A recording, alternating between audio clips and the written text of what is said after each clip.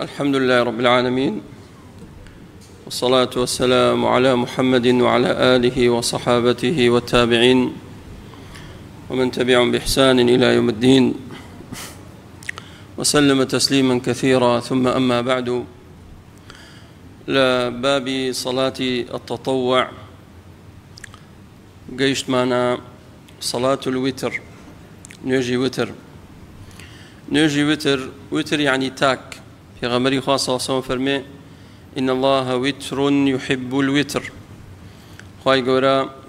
بو خوي تاكا وترا ونايك لنا وكاني خواهي تعالى الوتر وبيشي خوشا عبدكاني نيجي وتر كان. إمام أحمد رحمة خواهي قوري لي بيدا فرمي هر مسلمان يقنيجي وتر نكا رجل سوء بيا خرابة براستي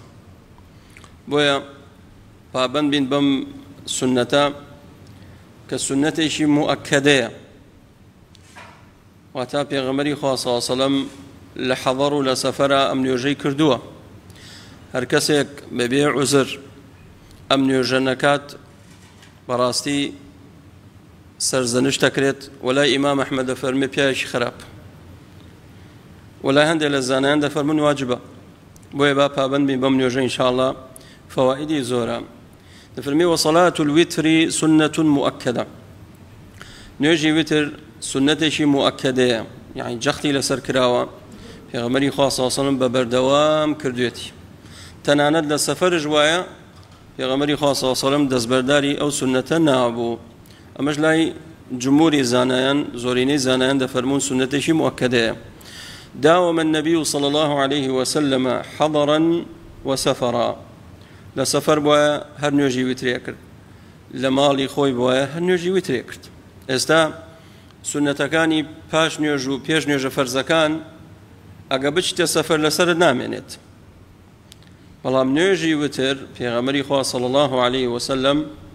ببردوام كردي. طبعا لا سنة قبل يكان وبعد يكان نوجو فرزكان طبعا باستثناء دركاتي سنتي بياني في غمري خاصة صلى الله عليه وسلم لسفر جواها أي كرة أو دركات السنة بويا براسي قوريا إمي مسلمان بابن بين لسر أو سنتاني كفي غمري خا عليه الصلاة والسلام بابن بو بردوان بو لسري وحث الناس عليه بو خوي كرديدي في غمري خاصة صلى الله عليه وسلم وخلشيشي هان داوا كان يجي وتر كان فرميتي يا أهل القرآن أوتروا أي أهل قرآن نداك بو إمي مسلمانة إيمن كهالقري قرآن مسلمان فرمي فأوتروا فإن الله وتر يحب الوتر. خواهي قرابو خوي وتر تاكا حزكا آخر نيوج مانش تاك بيه وكاتكشي لدواي نيوج عشاء ودس بيكاتا بانجي بياني كفجرا. فرمي وأقله ركعة كما كي يقركاتا وتر يعني تاك شفع يعني جود بوي ليرة يعني هەڵەیەکێ لەناو خەڵکە زۆرجار دووبارە بێتەوە بەتایبەت لە مانگی ڕەمەزانی پیرۆز ئەڵێ مەڵام مامۆستا سێ ڕەکات ویتر پێمان بڵێ سێ ڕەکاتەکە پێی ناوترێ ویتر ئاخر ڕەکات پێوترێ ویتر بەڵام دوو ڕەکاتی پێشوو ئەوە پێوترێ شەفع وەکو نوێژی قیام اللەیل وایە. خۆ ویترش لە ئەسڵ هەر قیام اللەیلە لە ضمنی قیام اللەیلە بۆیە لە شەوە ئەکرێت كاتكشي لدوين يجي شاو بون يجي بيانية بويا وتر يعني تاك أجر ينظر كاتك الشاو وكل ما نجي رمضان ينظر كاتكين آخر نيوجد بايق ركات بيت أو وترا. في غمري خاصة صلى فرمي اجعلوا آخر صلاتكم بالليل وترا. بآخر نيوجي إيه وتر بيت بآخر نيوجي إيه وتر بيت أقله ركعة وأكثره 11 وزوركشي ينظر وآثار جوارد بوا سيانزش كراوة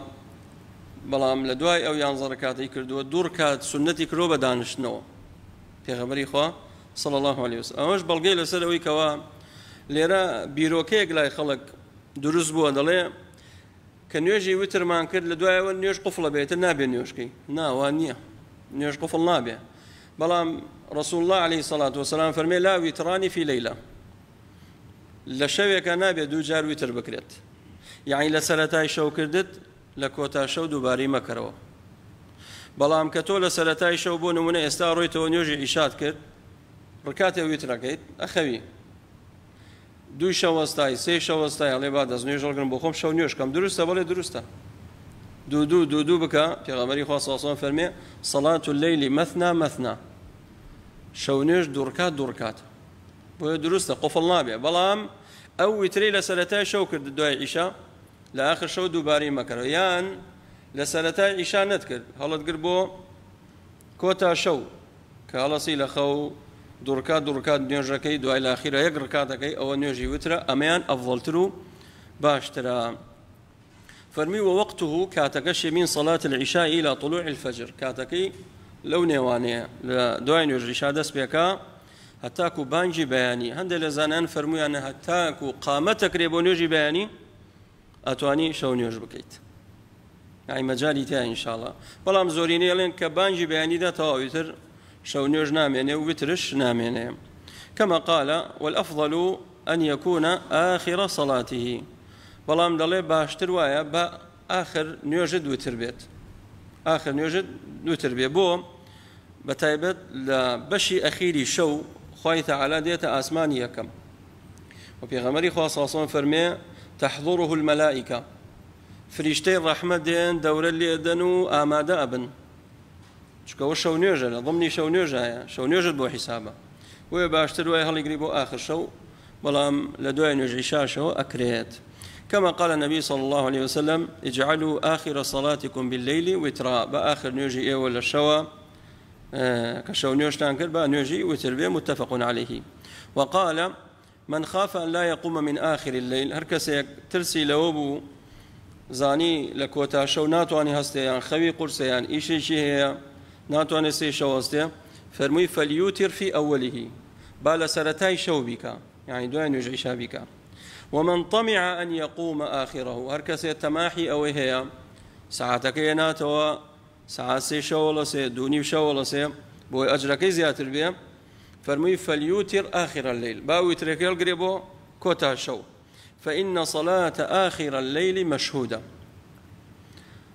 لبروي صلاة آخر الليل واتا قيام الليل لكوتا شو بتايبت فريشتكاني رحمة دين دابزن آمادابن وذلك أفضل رواه مسلم أميان باشترا أمينة توسر قنوتي وتر شون بكري همو شوية كسيك شو نوجي كريان قنوتي وتري كر آية بيوستك همو شوية دعاء قنوتي وتر كا نا همو شوية نا بلام جار بك أو السنة وأتواني بيش ركوع بيش يبروي بو ركوع دعاء كبكي وأتواني لدعاء سمع الله لمن حمده دعاء كبكي هردو شي واردة هردو شي واردة ودعايش كواردة علي اللهم اهدنا فيمن هديت وعافنا فيمن عافيت كتا أو إيك إمام كان مانجي رمضان لتراويح كان أي خيرنو أما بالنسبة صلاتي وتر دين سر صلاة الاستسقاء صلاة الاستسقاء واتا نيجي بارانا الاستسقاء همزة وسين تا بو طلبة يعني طلب ماذا؟ طلب فعل طلب فعلك شيء نيجي بارانا نيجي بارانا باب زين بيغمري خاص صلى الله عليه وسلم شلون كرديتي دفرمي وصلاة الاستسقاء سنة واتا سنة مؤكدة أما شان سنة شيء مؤكدة بيغمري خاص صلى الله عليه وسلم دائما كرديتي بلام تشكات إذا اضطر الناس لفقد الماء كاتك خلشي بأوبون يان وشك صالبو بباراني بو يان بيري مالان وشكي كرت يان كان يا وكان وشكي كر أو كاتا أتواني كسيشي صالح إمام خطيب وتهربيش لقرشيكا لشوينيكا كوبنوا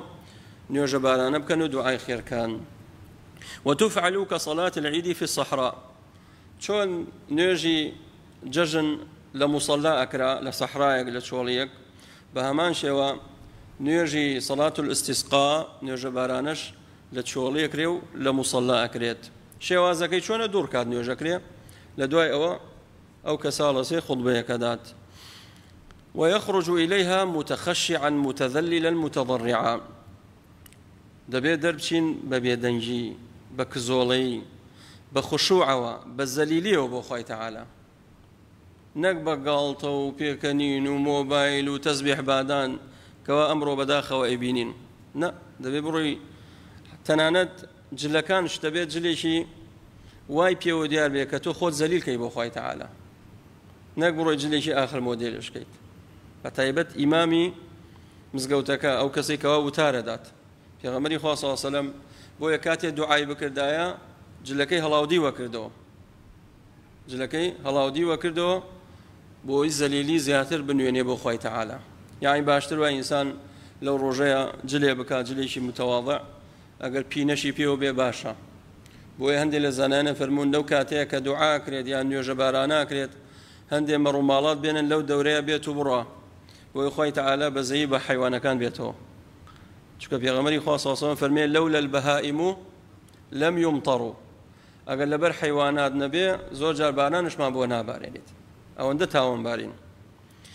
ويخرج إليها متخشعا متذللا متضرعا فيصلي ركعتين دوركاد نيوجا وجهري بيكات وقلت شون دوركاد نيوجا كين بجهري إمام دنجي تابر زكاتوا ثم يخطب خطبة واحدة يخطب دو خطبانية نبانجي تايا نقامتي تايا نا الصلاة جامعة جامعي تايا ودمان الصلاة جامعة بوشيا ها صلاتي كسوف وخسوف باس ما قال أحسنت كواتال لن يجب بارانا بانجي تيانية قامتي تيانية صلاة جامعة شناويت يكثر فيها تشيب كين استغفار زورة كين فقلت استغفروا ربكم إنه كان غفارا يرسل السماء عليكم مدرارا ويمددكم بأموال وبنين ويجعل لكم جنات ويجعل لكم أنهارا استغفار زور كين لبه داوای لێ بردن لە خوای گەورە پەشیمانی دەسەڵگردن لە تاوان اعتراف بە تاوانەکانت خوای گەورە پێی خۆشە لەو کاتەیە تۆ اعتراف بکەیت ئەو کاتە يرسل السماء عليكم مدرارا خوای گەورە بارانتان بۆ بارێنێت وقراءة الآيات التي فيها الأمر به أو آياتنا بخوێندرێت کەوا باسی نوێژەبارانە کات یان باسی استغفارە کات إنسان أو آياتنا بخوێنێ بۆی مسلمانانش خشوع بیانگرێت لە پشتی ئیمامەوە ويلح في الدعاء إلحاح کە لە دوعا داوا بکە یعنی چۆن مناڵێک وڕکە گرێ لە باوکی داوای شتێکە ئاوا دەبێ داوا بکەی لە خوای تەعالە دڵێک بێ خشوعی تا بێت داوا بکەی ئیلحاحکەی ئەوەندە داوا بکەی ئەوەندە داوا بکەی تا خوای گەورە دوعاکەت قبول کات ويلح في الدعاء ولا يستبطئ الإجابة وبدورشي مزانا بأميدش مبا بلي والله من دعاكم بلام بخوا قبول نية لا إن شاء الله ضلنيا بخوا يقول قبول كات يعني أجرنا ضلن إمامي سعدي عبد الرحمن بن ناصر السعدي خاون تفسيري سعدي تيسير كريم الرحمن ضل دمو إيوارا مرزيمي خانوكي شاكرت يعني إمامو خريج شي دودي بيانين وجبارانا كاين أمي مرزيمة كم شاكم إن شاء الله بارانا بارت يعني أوان ضد النياب وكخواي جورا بارانا بارينيا دبي بيقينه درشي نق والله من الروم بخوا باران جنا باري أي قروابيت أو تأخذ حكم اللي صار خد ده نا بالله درشين خواي جورا إن شاء الله تحقيقا باران ما نجبوه بارينيت وينبغي قبل الخروج إليها فعل الأسباب التي تدفع الشر وتنزل الرحمة وباشا بيشوي درشي كومل أسبابه كار بقري تبربو أوي دفع الشر بيبكين ورحمتي خواي جورا دابزت لو أنا كالاستغفار استغفار زور بكي التوبة ولو أن أهل القرى آمنوا واتقوا لفتحنا عليهم بركات من السماء خواي تعالى فرمي أقبيتو خلشي أو قندولادي وشارانا استغفار كان إيمان بين تقوى خوايانه بالتوبة بكن أو لفتحنا عليهم بركات من السماء أو بركات أرزو آسمان بوكينو يشكل بركات كاني آسمان بيقومان كباراني رحمته والخروج من المظالم هر كسك حقي كسي لا بيقرنته أو جادر بشيء حقي شيء خواردا شيء باريلاتا داوايا كاتو مماطلاكي نايديتو ليش وريبون جبارانو داواكي شون للرده بوي ما في خلق بقرينه أو جادر شو بونيو جبارانا والإحسان إلى الخلق شاكا كاربي صدقي بكي خير بكي بدم ريو بيشو يدرشي هاوسيكتي نبونا بيوجنيكا هاتيويكا كسي فقير ناسي كومل باري ديتي يان بيوسي بخوارنا بوي كري أمانا هموي أسبابا بوي خوي تعالى رحمة بيبكا وغيرها من الأسباب التي جعلها الله جالبة للرحمة دافعة للنقمة، والله أعلم. الله أسباب زور إنسان كدسي فيه وبقريت بوي رحمتي خواهي قردا بزيت وباراني رحمت بباري دواكم لخواهي تعالى بنوجوانا كان صفات برزكالي رحمة لك وهم لا يكمان توشي خيرك، والحمد لله رب العالمين، وبارك الله فيكم.